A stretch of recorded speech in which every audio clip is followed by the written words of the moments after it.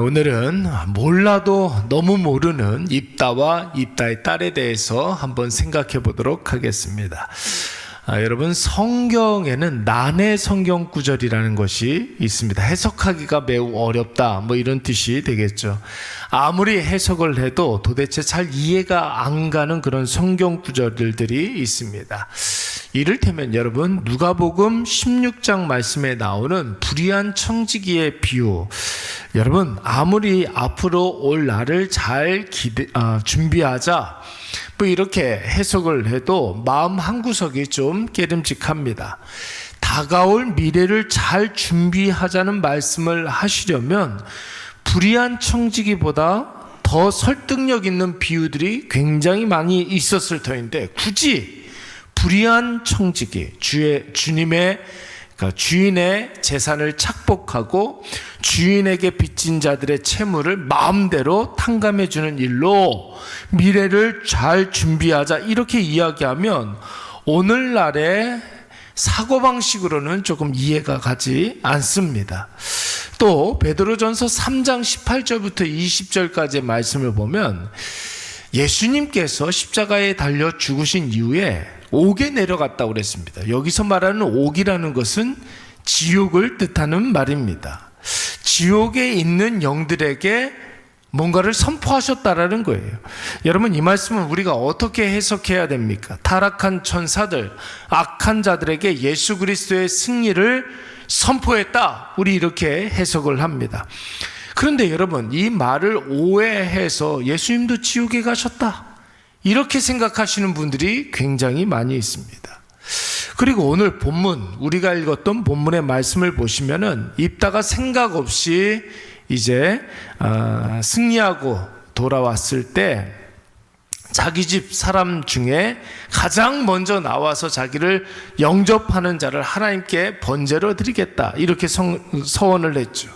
여러분, 입다가 승리하고 돌아왔을 때 누가 입다를 영접하고 환영했습니까? 입다의 무남동녀, 딱 하나밖에 없는 딸이 이 입다를 영접하고 환영했습니다. 여러분, 이 얼마나 황당한 일입니까? 이 얼마나 난감한 일입니까? 근데 여러분, 자신의 무남동녀 외동딸이 나와서 입다를 환영하고 영접한 일이 황당한 일이기는 하나, 여러분, 문제는 무엇입니까? 입다의 딸이 문제예요? 입다의 서원이 문제입니까? 입다의 서원이 문제 아닙니까? 잘못된 서원이지요. 하나님은 잘못된 서원이라도 지켜야 된다, 무조건 지켜야 된다, 이렇게 강요하시는 분입니까? 아닙니까? 여러분, 어떻게 생각하십니까? 잘못된 서원이라도 반드시 지켜야 된다, 하나님은 그런 분이 아니에요. 여러분, 한번 생각을 해보세요. 자녀가 엄마한테 뭔가를 약속을 했습니다. 지키는 경우가 많습니까? 어기는 경우가 많습니까? 어기는 경우가 훨씬 더 많죠. 그렇다고 호적에 파버립니까? 그런 일은 없습니다, 여러분. 우리 하나님은 그러신 분이 아니라는 것이에요. 여러분, 민수기 30장 말씀에 보시면은 잘못된 서원에 대해서 무효화시킬 수 있는 방법이 아주 자세하게 나와 있습니다. 미혼 딸이 서원했을 때, 여러분, 그 서원이 잘못된 경우에라면 아버지가 재가를 해야지만 그 서원이 여러분 유효되는 거예요. 근데 아버지가 이거는 잘못됐습니다, 무효입니다, 그렇게 이야기하면 무효예요. 결혼한 여자가 어떤 서원을 했어요. 이 여자분들은 조금 이렇게 감정적일 수가 있기 때문에 그날의 상황과 그날의 분위기에 의해서 잘못된 서원을 하실 수가 있죠. 그때에 여러분, 결혼한 남편이 이거는 아닙니다, 이렇게 얘기하면 그건 무효화 시킬 수가 있습니다. 그래서 여러분들이 만약에 교회에 정말 한 10억 정도 헌금을 한다고 했을 때 제대로 된 교회는 남편한테 허락을 받아갖고 오십시오, 이렇게 얘기를 해야 되는 거예요. 자녀들에게 허락을 받고 오십시오, 이렇게 이야기를 해야 되는 것이죠. 그의 배우자가 무효다, 이렇게 이야기하면 그건 무효라는 것입니다.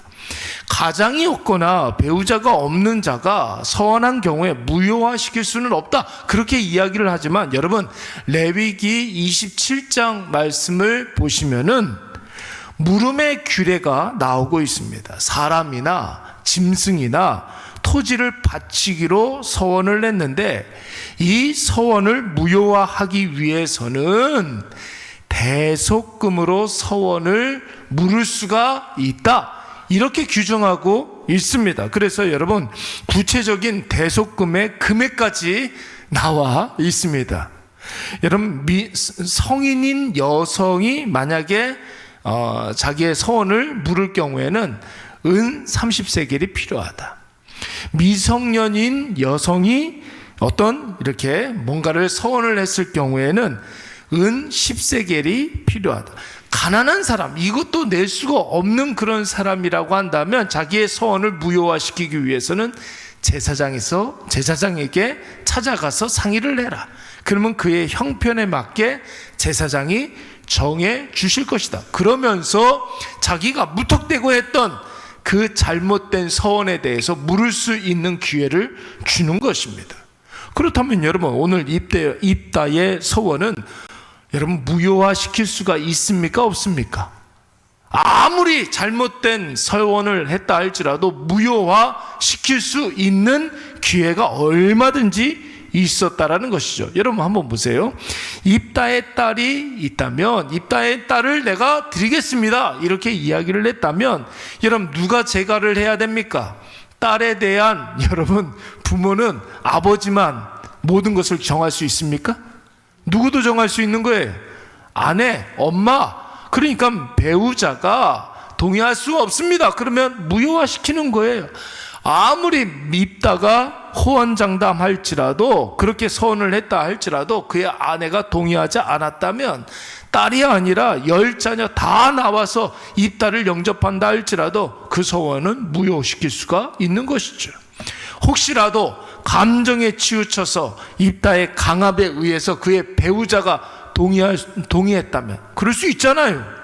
그때 당시에는 여성의 인권이 굉장히 낮았기 때문에 남자가 막 강압적으로 막, 여러분, 그렇게 했다 할지라도 만약에 이 딸이 미성년이었을 경우에는 은 10세겔, 만약에 이 여인이 딸이 성인이었을 경우에는 은 30세겔, 만약에 그 가정이 가난했다 할지라도 제사장이 이렇게 하면은 해결할 수가 있습니다. 이렇게 이야기하면 해결이 되는 거예요. 그런데 여러분, 오늘 입다와 입다의 딸은 어떻게 합니까? 굳이 그 서원을 지켜야 된다고 고집을 부리고 있습니다. 딸은 2달 동안 말미를 달라고 하고 산에 올라가서 기도하고 오겠다고 합니다. 입다는 그렇게 하라고 해놓고 딸을 바치려고 하는 그 생각을 굽히지 않습니다. 여러분, 이 성경 구절은 참으로 독특한 난의 성경 구절이에요. 하나님 앞에 서원한 것은 꼭 지켜야 한다, 이런 교훈으로 끝내서는 안 될 정도로 여러분, 이 성경 구절을 우리가 깊이 묵상해 볼 필요가 있는 것이죠. 여러분, 저는 이 말씀에 대한 결론을 이렇게 내리고 싶어요. 하나님을 몰라도 너무 모르는 입다 부녀라는 거예요.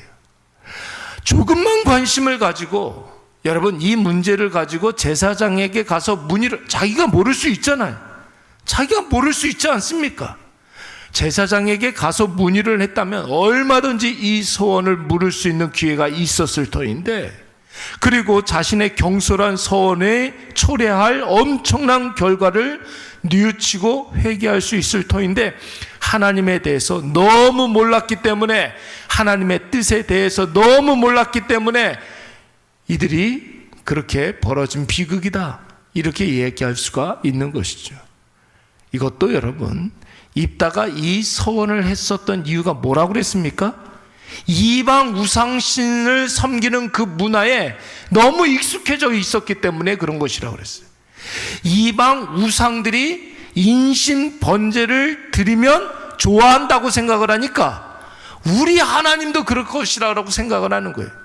여러분, 이러한 의식이 너무 팽배하다 보니까 하나님은 분명히 잘못된 서원에 대해서 물을 수 있는 기회를 주셨는데 그거에 대해서는 전혀 생각하지 아니하고 무조건 하나님을 이방 우상처럼 생각해서 무조건 서원한 것은 다 지켜야 된다, 이렇게 생각을 하고 있는 것이죠.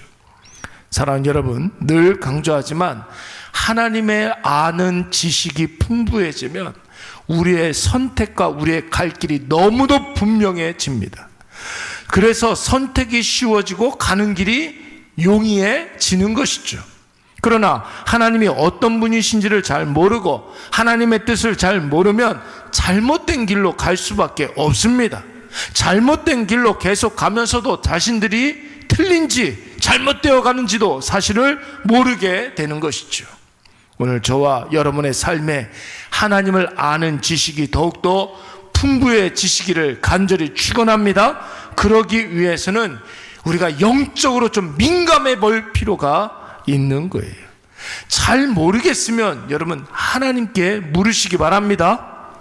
예배를 통하여서 하나님과 나와의 관계를 바르게 정립을 했다면 하나님과 나와의 관계가 뭐예요? 나는 하나님 앞에 어떤 존재인가? 하나님은 나에게 어떤 분이신가? 나는 그렇다면 지금 무엇을 해야 하는가? 예배의 삶을 드리면 이게 분명해지죠. 그래도 모르면 여러분 어떻게 하면 됩니까? 하나님께서 뭘 주셨어요? 기도할 수 있는 특권을 주셨단 말이에요. 모르면 물어보시기 바랍니다. 여러분, 모르면 물어보면 하나님께서 가르쳐 주시죠. 무엇으로? 말씀으로.